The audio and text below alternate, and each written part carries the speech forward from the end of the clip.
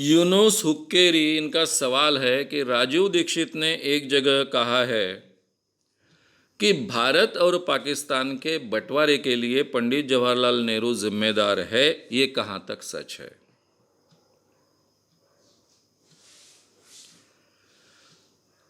अब ये तो राजीव दीक्षित को ही पूछना आवश्यक है कि भाई ये जानकारी उन्होंने कहां से लाई, क्योंकि उनकी जानकारी आसमान से आती है। अब तो वो आसमान में ही है। ये सरासर झूठ है। नेहरू जी का भारत के पार्टीशन से पार्टीशन करवाने में कोई लेना देना नहीं है।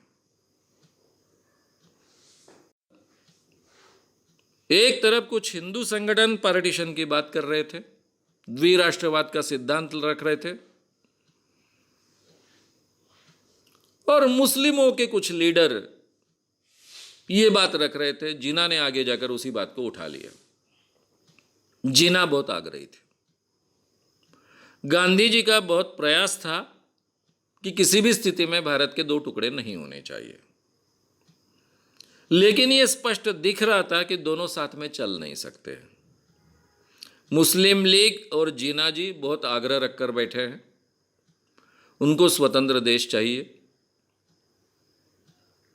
इस स्थिति में आखिरी का प्रयास कर जब यह तय हो चुका था कि पंडित जवाहरलाल नेहरू प्रधानमंत्री बनेंगे, यह तय हो चुका था, तब महात्मा गांधी ने ऑफर देते कि आप, जिन्ना जी को ऑफर दे कि आप प्रधानमंत्री बनिए पूरे भारत के। मैं नेहरू जी से कह देता हूं कि वो प्रधानमंत्री ना बने। ये नेहरू जी के आगे कहा। तब नेहरू जी चुप रहे, उन्होंने कोई विरोध नहीं किया।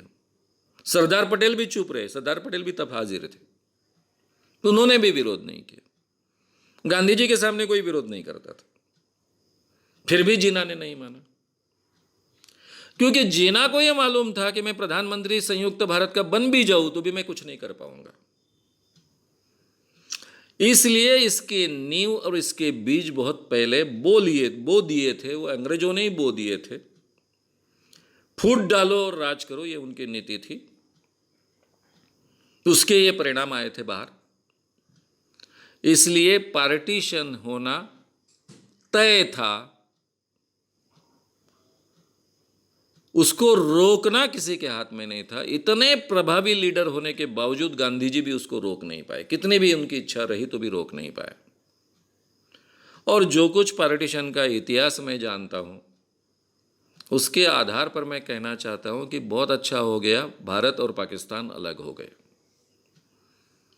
इसलिए जो कुछ भारत आज इतना बड़ा विकास कर पाया, अगर ये विकास है ऐसा हम मानते हैं, तो जो भी विकास कर पाया ये उसके लिए संभव हुआ। साथ में रहते, तंगड़ी में तंगड़ी रहती तो बड़ा मुश्किल काम था,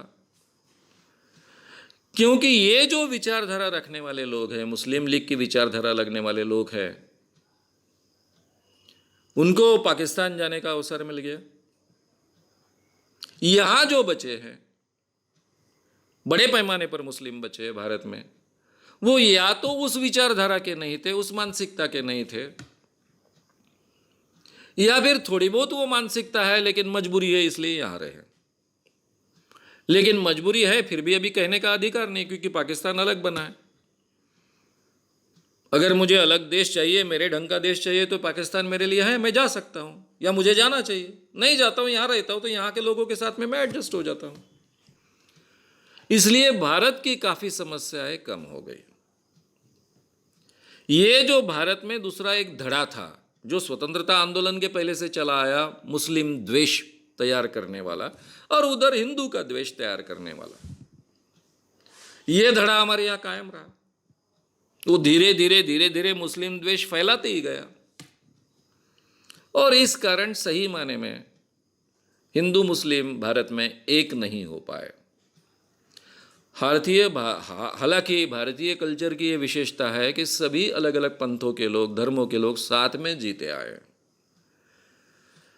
भारतीय संस्कृति में, जिसको हम हिंदू संस्कृति कहे, हिंदुस्तानी संस्कृति कहे, भारतीय संस्कृति कहे, इसमें इतनी विपरीतता है, इतने विरोधाभास है। भगवान को मानने वाले हैं, भगवान को न मानने वाले हैं, ब्रह्मचर्य को सर्वोपरि मानने वाले हैं, सेक्स को सर्वोपरि मानने वाले हैं, रावण को पूजने वाले हैं, राम को पूजने वाले हैं। ये सभी लोग हजारों सालों से साथ में जीते आए हैं। यही तो भारतीय विशेषता रही है और यही विशेषता हम खो रहे हैं। उसका परिणाम पार्टीशन था। पार्टीशन के बाद कम से कम ये बात 100% रुकनी चाहिए थी, लेकिन ये दिमाग बाकी रहा ना। मुस्लिम लीग का दिमाग ज्यादातर बाहर गया, लेकिन दूसरा दिमाग यही रहा ना। तो उसके परिणाम आज भी हिंदू मुस्लिम दंगे और बाकी चीजों में हमें मिलते हैं। अगर ये दूसरा दिमाग इस ढंग से काम नहीं करता और कॉन्स्टिट्यूशन के आधार पर 100% हम जी पाते, तो आज भारत एक संघ राष्ट्र कर निर्माण होता और शायद इससे भी ज्यादा अच्छी प्रगति कर पाता। नेहरू जी का पार्टीशन के साथ में कोई लेना देना नहीं है। नेहरू जी से ज्यादा आग्रह सरदार वल्लभ भाई पटेल का था कि भाई हम अगर पार्टीशन रोक ही नहीं सकते हैं, नहीं जीना और मुस्लिम लीग मान रहे हैं, तो जैसी भी स्वतंत्रता मिले वैसी स्वतंत्रता हम ले और अपने देश का सही माने में उत्थान करें। तो यह आग्रह तो वल्लभ भाई का ज्यादा था पंडित जवाहरलाल नेहरू जी से भी, और दोनों की भूमिका यही थी। इस बारे में दोनों में बहुत विचारों में समानताएं थी कि ठीक है, जैसा भी देश हमको मिल रहा है उसको खड़ा करने का तो हम प्रयास करेंगे। और मुझे लगता है ये मजबूरन निर्णय था। नेहरू जी पर इस ढंग का आरोप करना यानी पूरा इतिहास का अज्ञान है, ऐसा मैं नहीं कहूंगा। फिर यहां मैं हेतु के बारे में ही शंका लूंगा। अब नेहरू जी के अर्थव्यवस्था के विचारों के बारे में तो मैं जाहिर तरीके से टीका करता हूं। गांधी का ग्राम स्वराज, हिंद स्वराज्य, गांधी जी का हिंद स्वराज्य, इस विषय के 5 एपिसोड्स हैं। उसमें मैंने खुलकर नेहरू जी के अर्थव्यवस्था के विचारों के बारे में और उनके निर्णय के बारे में टीका की है, लेकिन उनके प्रामाणिकता के बारे में मैं कभी शंका भी नहीं लेता हूं, ले नहीं सकता हूं। जो भी लेता है मैं तो इतना ही कहूंगा कि अपने आप के बारे में उन्होंने शंका लेनी चाहिए।